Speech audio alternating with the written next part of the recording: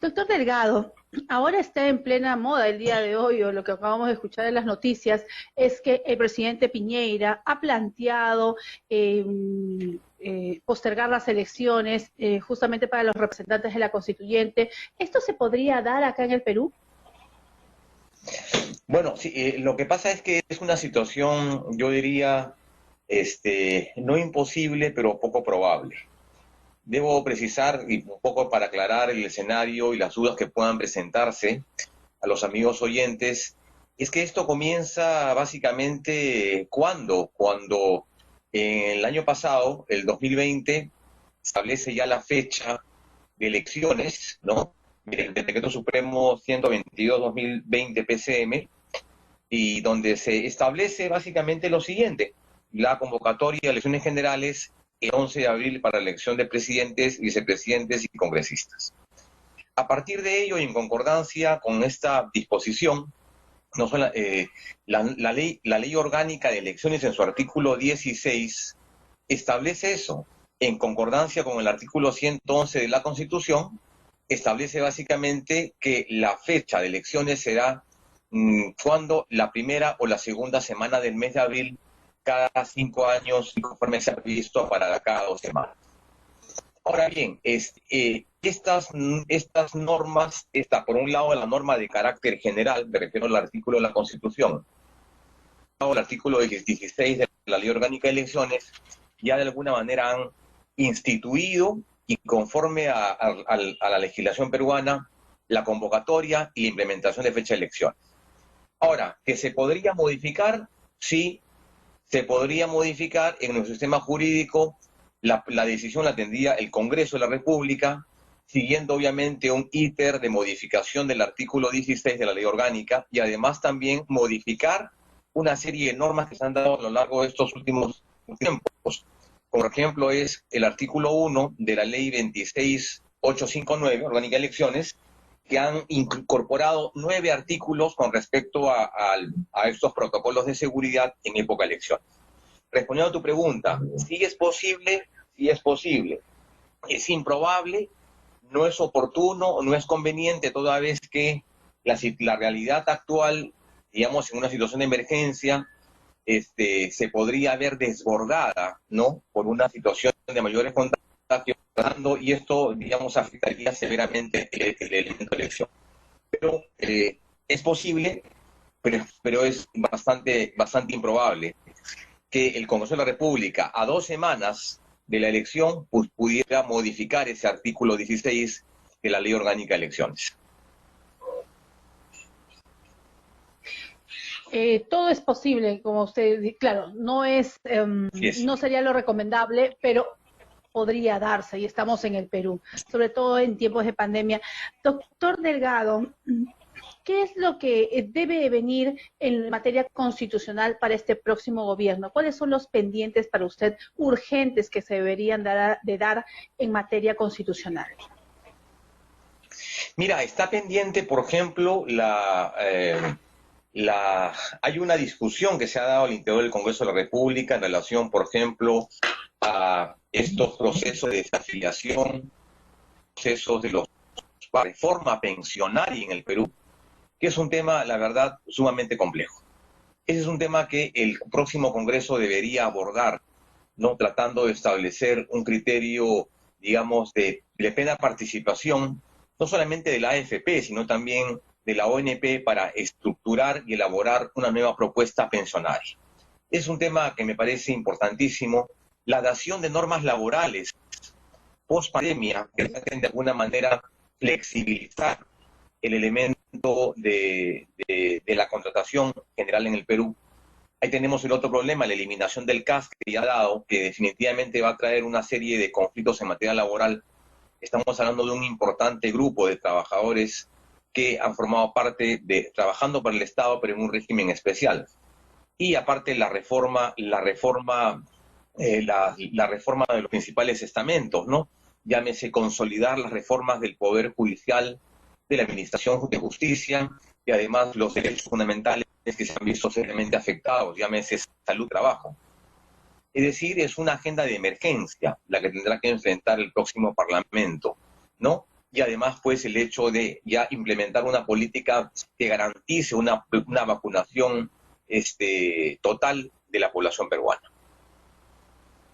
Doctor Delgado, muchos de los candidatos o algunos de ellos proponen el cambio de la Constitución. ¿Usted le parece que realmente se amerita un cambio total de la Constitución? ¿Hay artículos que realmente no son viables constitucionalmente? ¿Hay algunos que no deberían haber ido en esta Constitución?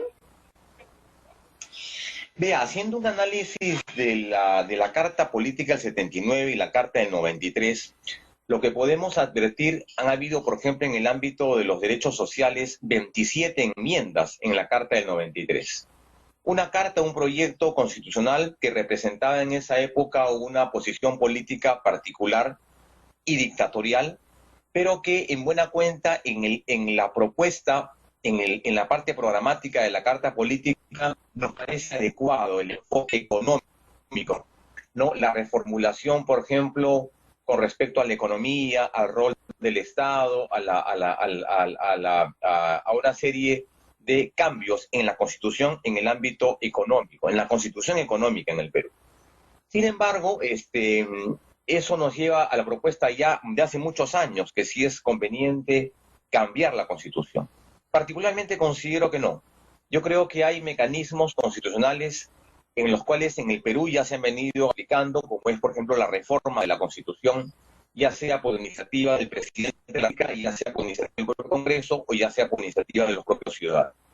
Además, también se permiten una serie de estas llamadas mutaciones constitucionales, que son operaciones bastante rápidas en el texto de la Constitución, que hemos tenido ya varios cambios, como por ejemplo el caso del voto de los militares, como por ejemplo la ampliación del plazo de detención, entre otros. Inclusive se han incorporado capítulos importantes en el ámbito, por ejemplo, del proceso de regionalización en el Perú.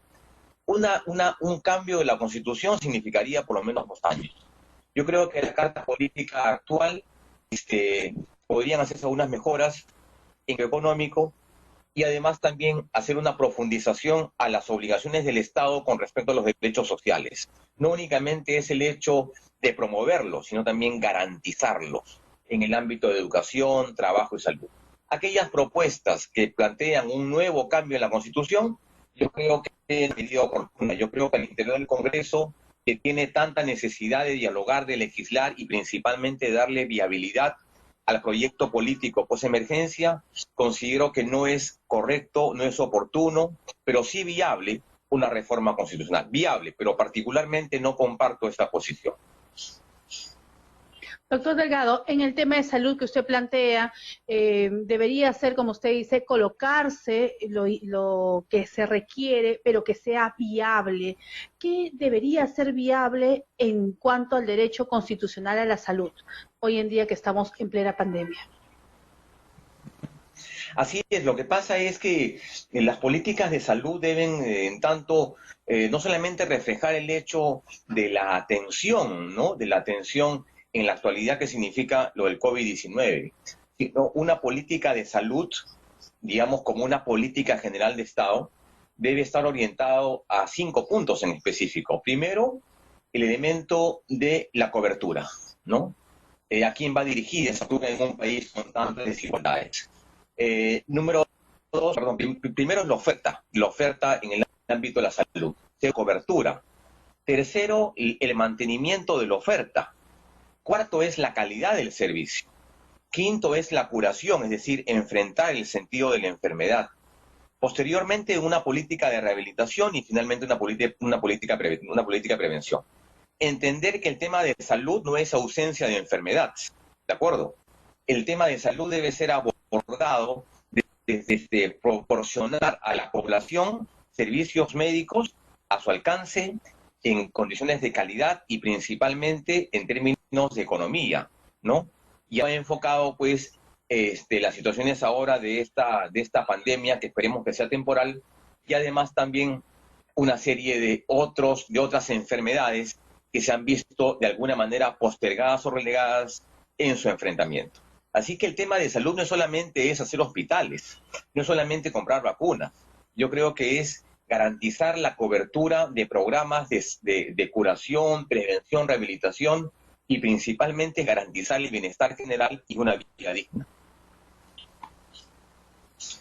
Verlo desde todo un campo mucho más amplio y no tan solo, como usted dice, en algo determinado. Son varios ítems que debería de tomar nota. Justamente pues este nuevo Congreso que espera llegar a ser nuestros representantes, pues a ellos, a tomar nota de lo que dice el doctor Delgado. Doctor Delgado, un placer haberlo tenido acá en el programa. Muchísimas gracias. Gracias, Mercedes. Un saludo a los amigos oyentes, un fuerte abrazo a la distancia y cuídense mucho.